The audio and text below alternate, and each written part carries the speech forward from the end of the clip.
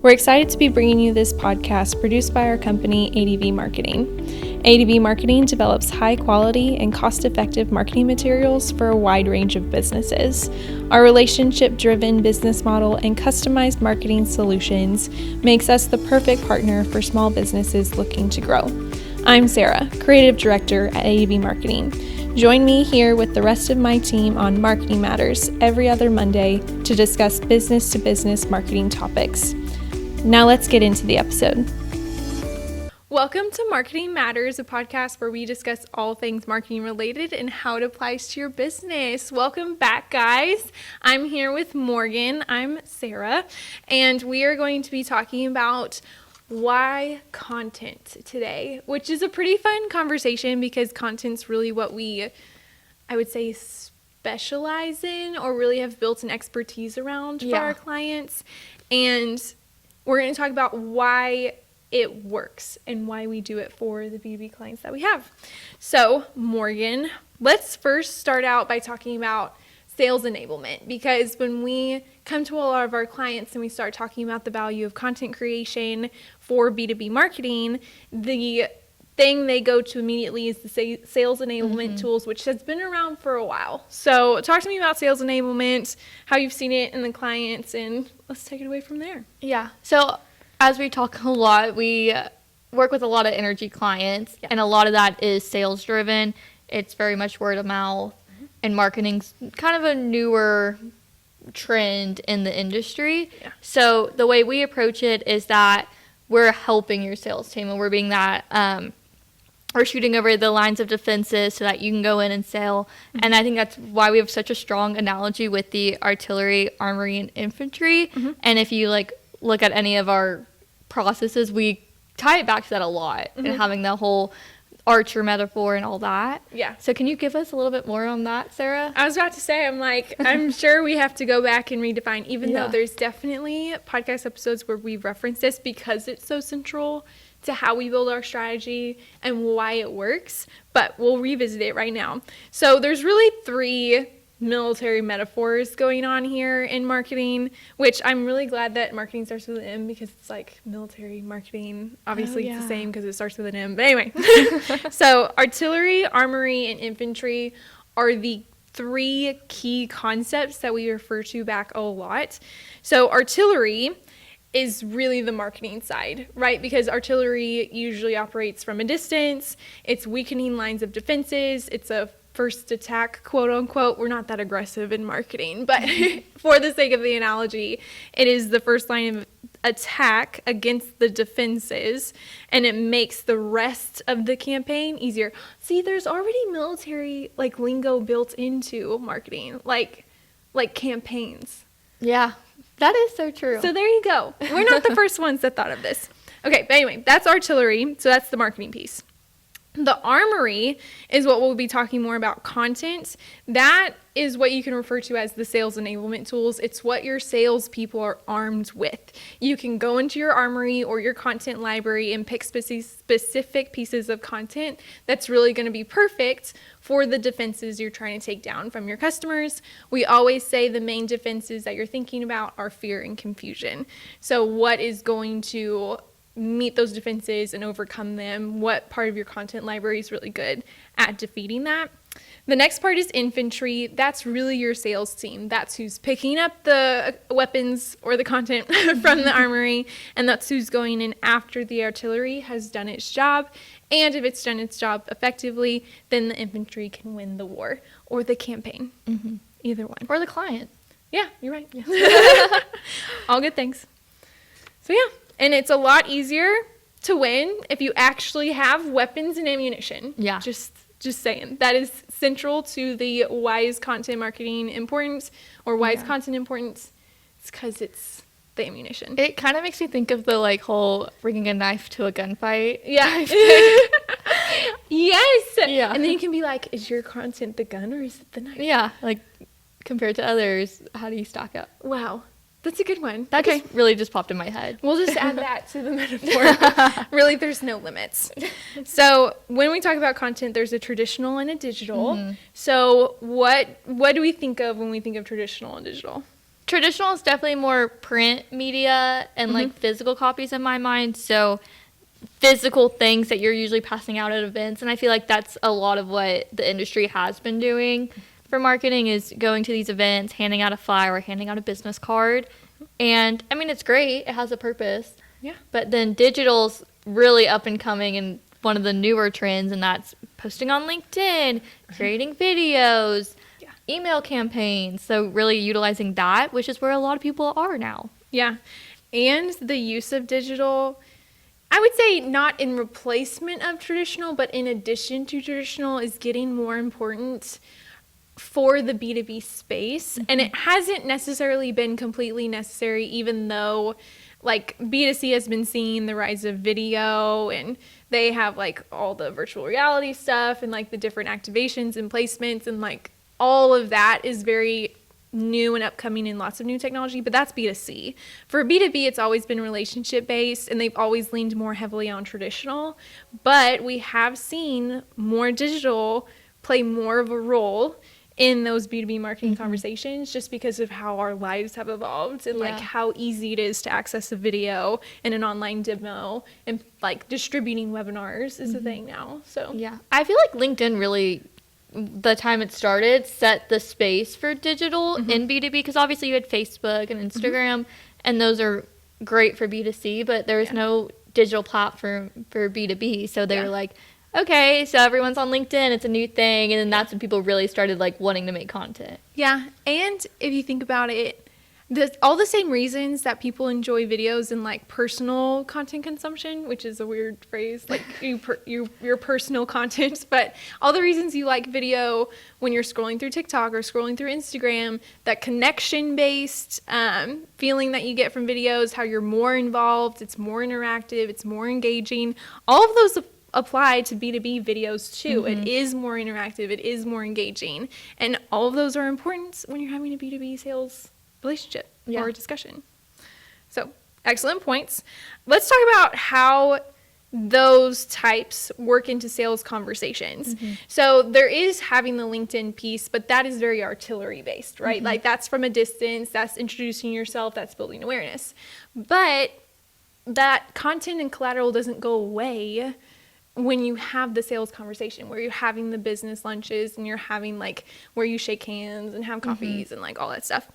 So with that, how can you use the content in those scenarios? Well, I think one thing, especially looking at the website, and if they downloaded any resources, you kind of know what they're interested in. So you can make sure to gear your conversation towards that. Like, oh, I saw you downloaded a white paper on this. Let me tell you more about the service. Yeah. Exactly. You can also bring the white paper with you. You can bring a related white paper. Yeah. You can bring a brochure. It's always nice to enter a sales conversation, which I'm sure any salesperson knows, with something. Yes. Because it's that reciprocity principle. Yeah. Like you give them something, they want to give you something back. It's basic consumer behavior. It's very fun. So having something to give it makes it a lot easier to have that conversation. And that's basically when you're content marketing, you are the resource. You're not having to go find somebody else to be like, oh, I saw this magazine and it had a really great article that I think you'd be interested in. Let's talk about my business. It's like, hey, actually, we've created this whole article about this topic, and I think that it really appeals to what you're wanting to do business with us about. So yeah, and it visualizes things. So content really does play a role in all steps in the artillery part and in the infantry part, because it's that armory. It's the arrows and the swords. I guess if we're fighting in medieval times. Wait, there goes the knife and the gunfight. That's true. Maybe I need to reframe to modern day warfare. I don't know. I like the sword image. We need to brush up on our metaphors a little bit. Next episode, actually in a few episodes, next season, we'll have some better metaphors for the military. We'll talk about it a little bit more. Decide on a timeline at the very least. Okay, guys, we're going to come right back and talk more about inbound marketing and relationship building.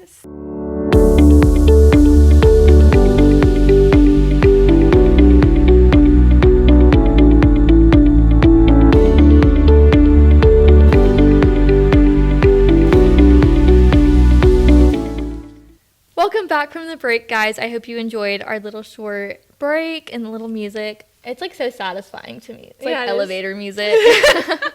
This is true. So Sarah, we've talked a little bit about the sales enablement, and I want to kind of talk about now why we focus on content marketing, because I feel like when people hear relationship building in business, they immediately go to sales and not marketing, and especially not content marketing. So what have you seen with our clients, and why do we do that? Yes, so this is a great question. So we at ADV Marketing have built up a framework specific to B2B businesses, especially in the energy industrial services space, which is a very unique needs market for B2B. We've built a framework using content marketing, which also can be known as inbound marketing. And what you need to know about inbound marketing is that it's pulling people in. It's a pull technique. So you're attracting people, whereas like paid promotions and advertising are generally seen as push promotions or outbound. So that's really pushing your product or service to the customer, almost like when it's not wanted. So there's a different element to that, whereas inbound's very focused on value. So from that value and content piece, I actually read a book that I think puts this in a good perspective, and it's Why Clients Buy by Tom McMakin. Tom McMakin. He wrote Why Clients Buy. It's a great book, but it actually talks about how one of the key first steps in building a relationship is just straight awareness. Like you can't build a relationship with someone you don't know about. That seems pretty obvious, but when you really start diving into that concept, you realize that nowadays, in today's world, becoming aware of someone, so let's take the personal context situation example. So when you first become aware of something, you're pretty much looking on LinkedIn or Facebook or Instagram, or you're like stalking them on their social media and figuring out who they are, what they do. Like that happens in B2B too. And it happens with companies as well. There's no like walking into a conversation that you have no resources to background check someone on. Like that information is available. Or even if you are at like an event and you hear about somebody or their company, you're going to go home and stalk them. Yeah, like, especially if you're interested. You're like, oh, I heard about a marketing company that does B2B marketing. Let me go check them out. Our website is advmarketing.com for that situation. But they would go to our website. They go to the LinkedIn. They'd see what we do, what our expertise is in, what specific industries we've worked in. Maybe we've posted client case studies, like things like that. You check us out first before just walking in. I feel like most people would do that. That is different from like 15, 20 years ago when your only information source was talking to salespeople and they were the main people giving you what you needed to know in order to make an educated decision. Now we have reviews and we have Yelp, Google, like we have all the things to check out. Okay, like, do other people think they're good? Have they showed that they know what they're talking about? Like, there are ways to do more research.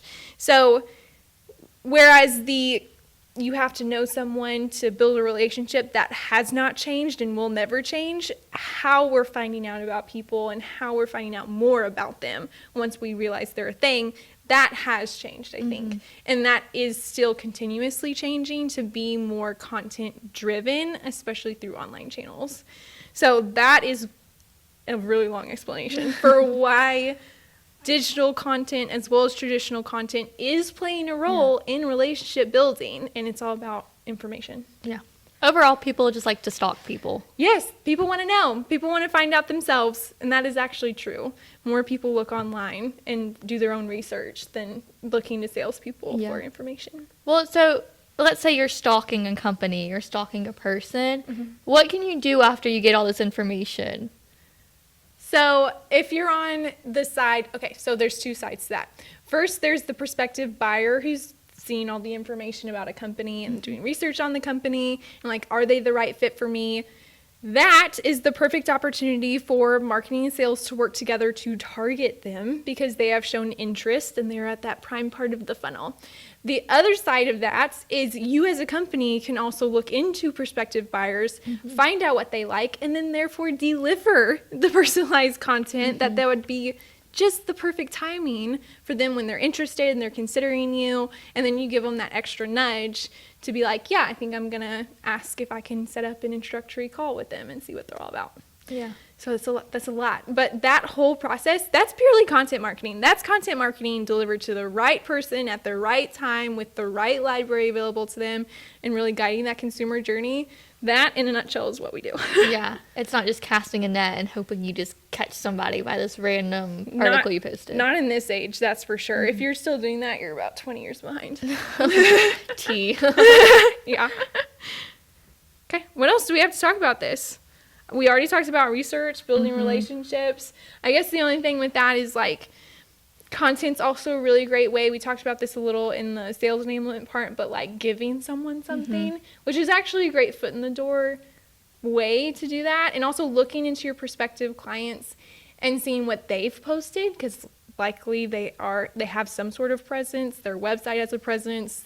They might even have a podcast. Who knows? But, like, looking into that, you have a foot in the door and saying, like, hey, I really like your podcast. Would love to talk to you more about supply chain or whatever you're talking about. So what if somebody decides they want to do marketing and, you know, they've listened to paid, owned, and earned media episodes that we've done. Can they do a paid ad if they're not doing content marketing? Well, I have a hot take on this. So I think you are wasting your time and your budget if you do paid promotion without investing first in the organic content, which is the content that will pop up on your LinkedIn that you don't pay to post on LinkedIn. It pops up on your website, the articles you've written. You are wasting dollars if you pay to get in front of people and then have nowhere for them to land after that. Because it's really like kind of like a very passive, like, hey, check us out. And then what are they going to check out about you? Like, you have nothing of value to share with them after they see your ad. And that defeats the purpose of the ad. So don't get ahead of yourself. Whatever that phrase is about putting the cart before the horses or whatever, don't do that. Like, build up your content library and make sure you know who you're talking to and you're delivering the right content. And then promote the highest value and then have a landing space for them on your website, on your LinkedIn, on a webinar, whatever it is. Yeah, I agree with that. Thank you. Yeah. I'm glad I convinced you. Okay, cool. Well, that was nice. And I don't know if that was short, but that was Hopefully sure. that's a short one. We know we've been doing some longer episodes. Yeah. We're trying to not go on any more tangents about the history of email newsletters. Yeah, that is true. Also, we had like a Schitt's Creek moment in a previous episode too. That was pretty fun. But anyway, we're trying to stay on track, but that was a nice, fun episode. I hope you all found it useful. Be sure to subscribe to our podcast, rate it, and we'll see you in 2 weeks, right? Yeah, for the finale. So fun. Okay, see y'all. Bye, guys.